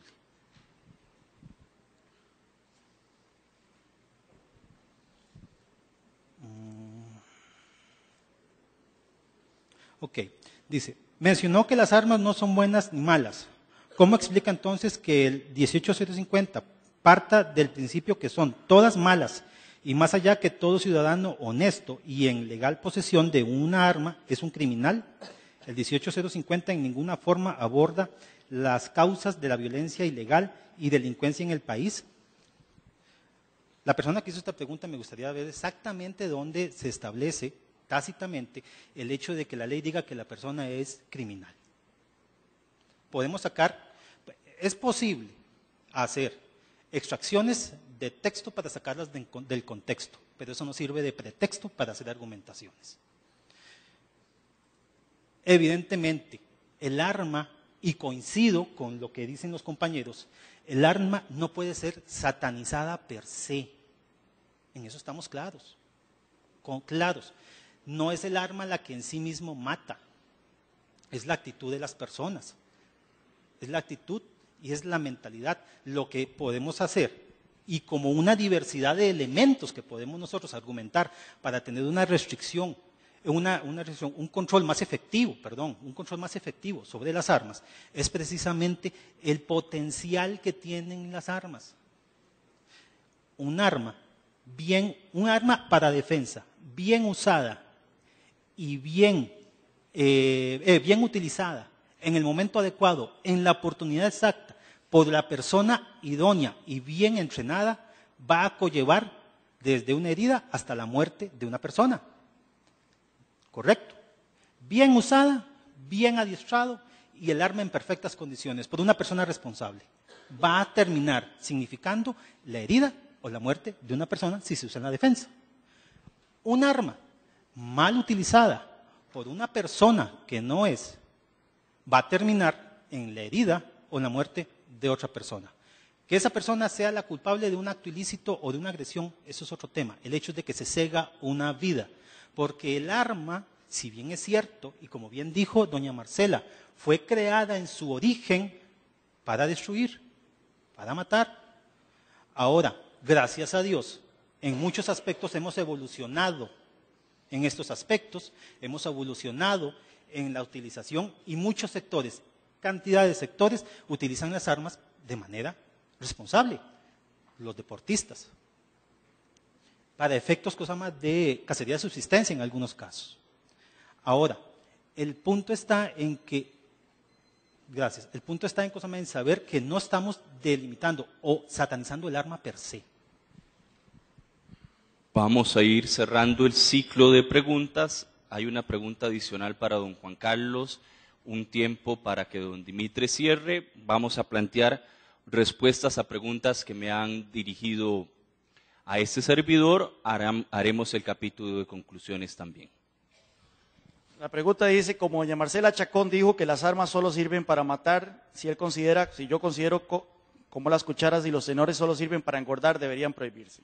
Bueno, yo lo que quiero es ese concepto de que si las armas solo sirven para matar. Definitivamente doña Marcela llegó aquí a satanizar las armas, de que solo sirven para matar. Si ese es el caso, ¿por qué este proyecto de ley le da a los ministros y a los viceministros 3 armas para que se defiendan? La ley dice, el proyecto de ley dice que a los ministros y viceministros se les faculta para sacar hasta 3 armas del arsenal nacional para defensa propia. Entonces, ¿en qué quedamos? Más bien, si doña Marcela es consistente, debería poner este rótulo en su casa.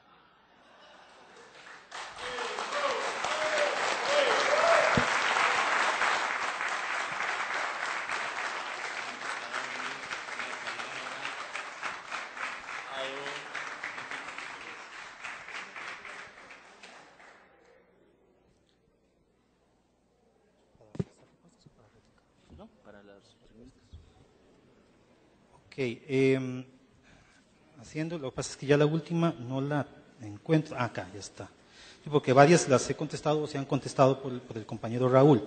En esta, ¿por qué se le negó la participación a los ciudadanos en la preparación del proyecto 18050, pero se le permitió la participación activa de la Fundación Arias? Ok, vamos a ver. La Fundación Arias fue parte, así como otros organismos civiles, dentro del comité. Para efectos de lo que ustedes pudieran, para efectos de poder agilizar el proceso y evitar precisamente algunos elementos de carácter mucho más subjetivo, y no estoy diciendo que estas organizaciones fueran a incluirlo, simplemente como un mero formalismo de prevención. Dentro de la comisión se estableció una subcomisión que empezó a analizar este tema y estuvo trabajando meses, en las cuales la Fundación Arias no participó. No participó, a excepto de una que otra consulta que hacían otras autoridades como doña Marcela, como don Max, que llegaban, veían, analizaban, y después salían y el equipo seguía trabajando. La comisión, si no, eso hubiera significado, tal vez todavía no había nada presentado, pero Fundación Arias no participó activamente en la propuesta de ley.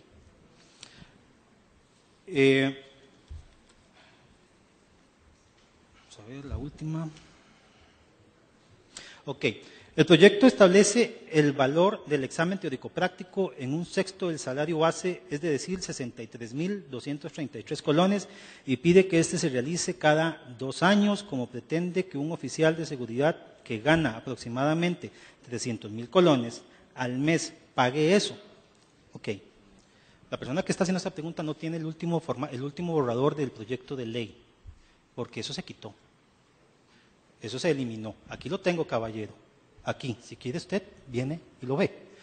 Se quitó y se estableció, precisamente para no no hacer disposiciones arbitrarias, se estableció que la carga impositiva se establece vía ley, como normalmente se hacen las cargas impositivas, y la cantidad de la carga impositiva se maneja a nivel de reglamento, cosa que es lo mismo que se hacen en otros sectores de este país. La administración le toca el calcular eso y lo hace a nivel de reglamento. ¿Por qué? Porque los mercados son cambiantes. No podemos tratar, como bien dice esta pregunta, no podemos llegar a tratar a cualquiera como iguales a todos entre iguales, porque hay circunstancias que individualizan a la población. Muchas gracias. Hay una última pregunta para don Mauricio Alvarado y después plantearé las respuestas a las preguntas que nos han hecho. Muchas gracias. Igualmente aprovecho medio minuto para replicar a don Dimitri. Tengo que disculpar nuevamente. Tengo aquí conmigo el decreto 33.402, emitido el 18 de octubre de 2006, en donde establece en su artículo 2, y me permito leer textualmente lo siguiente: el Comité Consultivo Nacional tendrá carácter consultivo y permanente y estará conformado por el ministro o su representante de los siguientes ministerios: Ministerio de Seguridad Pública, Gobernación y Policía, Ministerio de Relaciones Exteriores y Culto, Ministerio de Salud Pública, Ministerio de Justicia y Gracia, Ministerio de Educación Pública, Ministerio de la Presidencia, Ministerio de Hacienda y, ojo, la Fundación Arias para la Paz y el Progreso Humano. Es decir, no hay nadie más, solo la Fundación Arias, y le da carácter de ministerio a la Fundación a partir de ese decreto.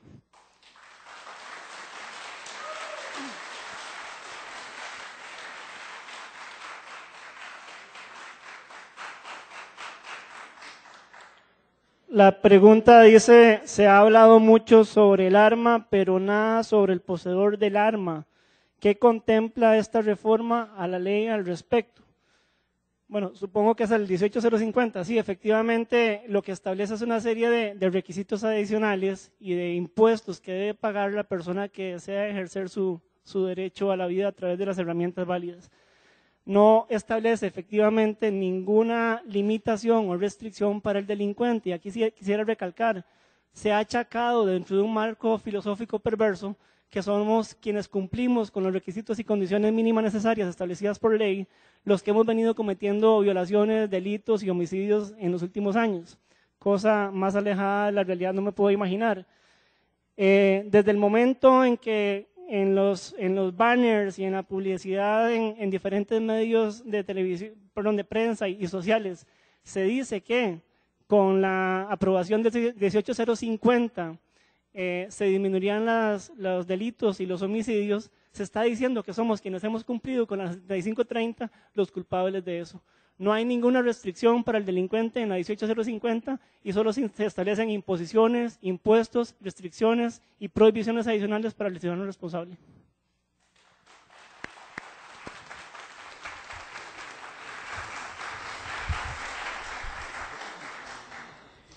Las siguientes son preguntas dirigidas a este servidor de ustedes. Dice, ¿qué tratamiento se le otorgó a la formulación del proyecto en relación con el apartado de explosivos, específicamente explosivos industriales, fundamentado en los comentarios que los expertos han planteado sobre la materia?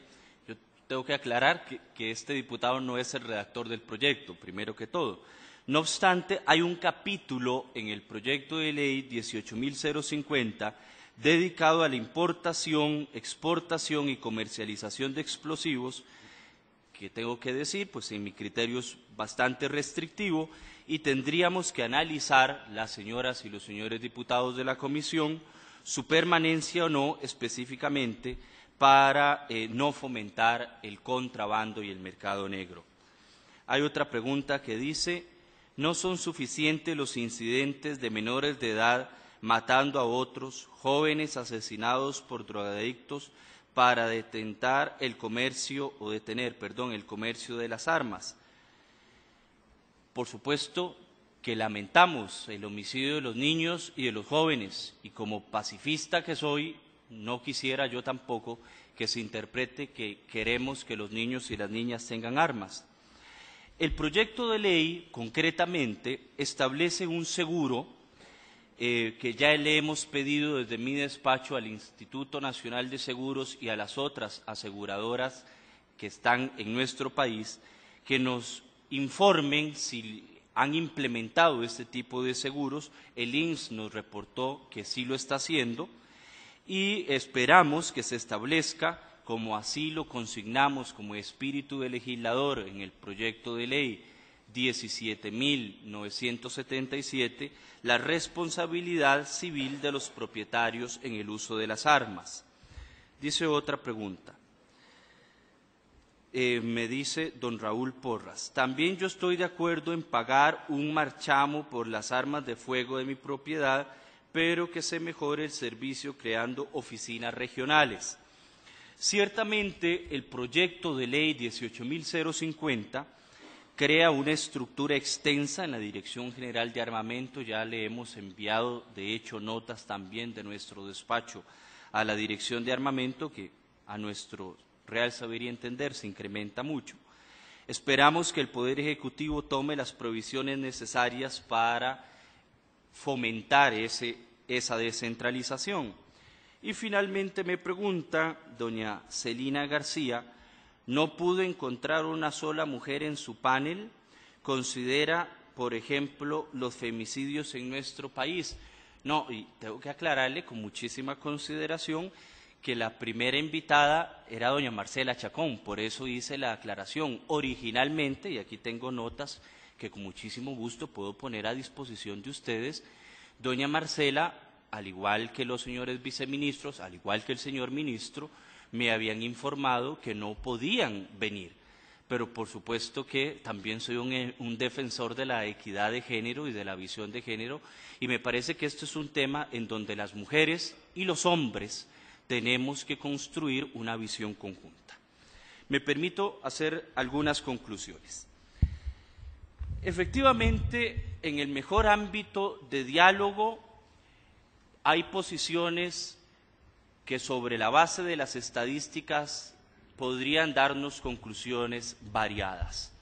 La dinámica de las ciencias sociales nos llevan siempre a discusiones donde lo más cierto es que nadie tiene la verdad absoluta.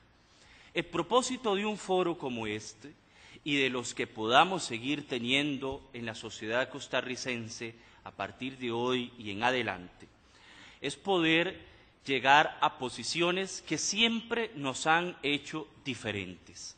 La sociedad costarricense siempre ha logrado armonizarse. Si caemos en extremos, si queremos que las armas les lleguen a los ciudadanos en las cajas de cereal, estaremos cometiendo un grave error. Pero si prohibimos absolutamente y limitamos totalmente la tenencia de armas, estaremos también cometiendo errores. Por lo menos esa es mi primera reflexión.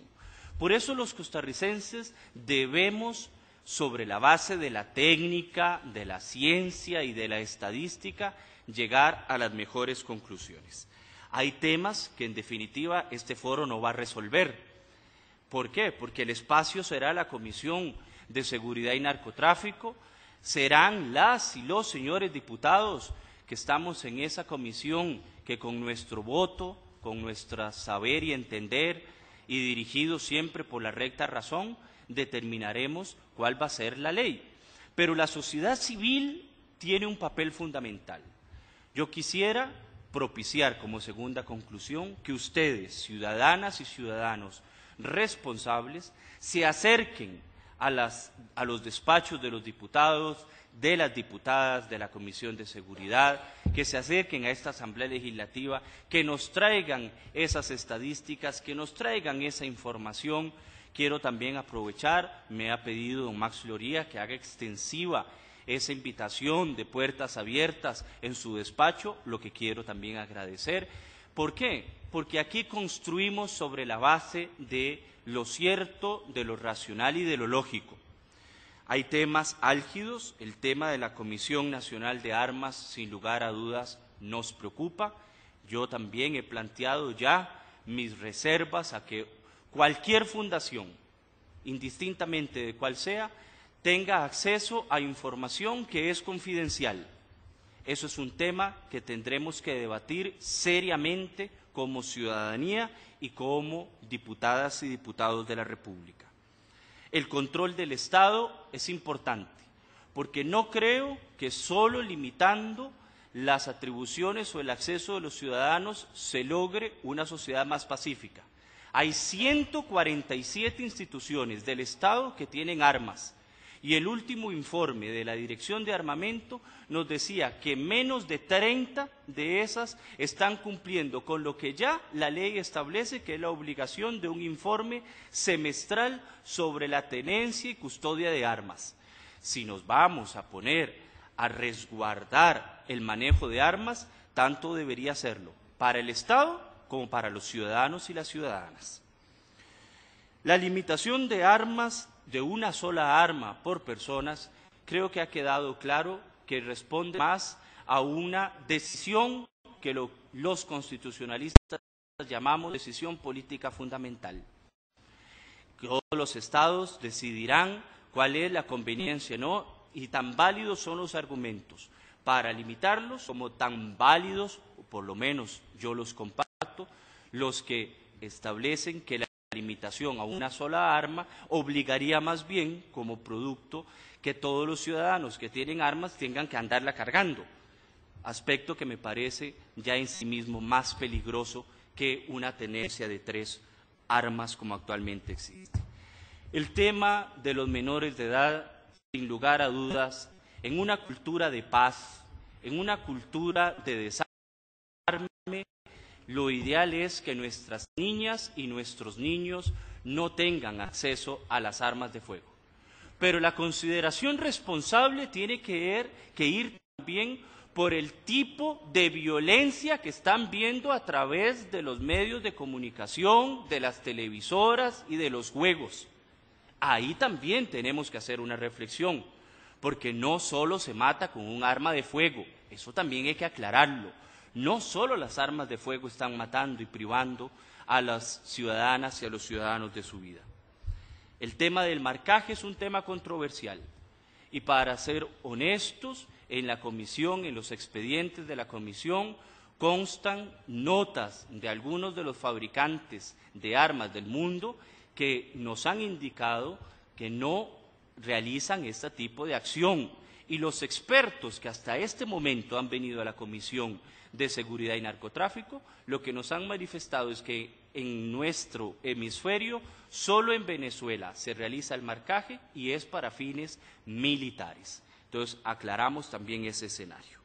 Con respecto a la recarga, es otro tema polémico, un tema que debemos profundizar en el debate. Definitivamente los delincuentes no andan recargando las armas, eso lo tenemos claro. Definitivamente los delincuentes no son los 400 ciudadanos que hacen fila afuera de la Dirección de Armamento para inscribirse. Ellos no pasan exámenes psicológicos, ellos no hacen todo ese calvario burocrático, pero nosotros debemos fomentar un deber ser, un estado de orden, de respeto y de legalidad. Y definitivamente el tema de las penas, y en esto es planteamiento ideológico de mi bancada, tenemos que enviar señales contundentes. Cuando una persona ande con un arma, si no tiene permiso para portarla, esa pena debe incrementarse. Porque tenemos que enviarle señales claras a la gente de que aquí la legalidad debe imperar. Este foro es un grano de arena para más debate, para más discusión. Puede ser que todas las respuestas efectivamente no las tengan mis compañeros expositores, a los que nuevamente quiero agradecerle, a don Mauricio Alvarado, a don Juan Carlos Hidalgo, a don Bill Dimitri Solís y a don Raúl Carvajal, y por supuesto al señor viceministro, a todas y todos ustedes, porque lo que tenemos que construir en estos espacios es reflexión, es acuerdos, es patria. Que Dios nos ilumine a todos para llegar a las mejores decisiones que tenemos pendientes que tomar. Muchísimas gracias y los invitamos a un reflexión.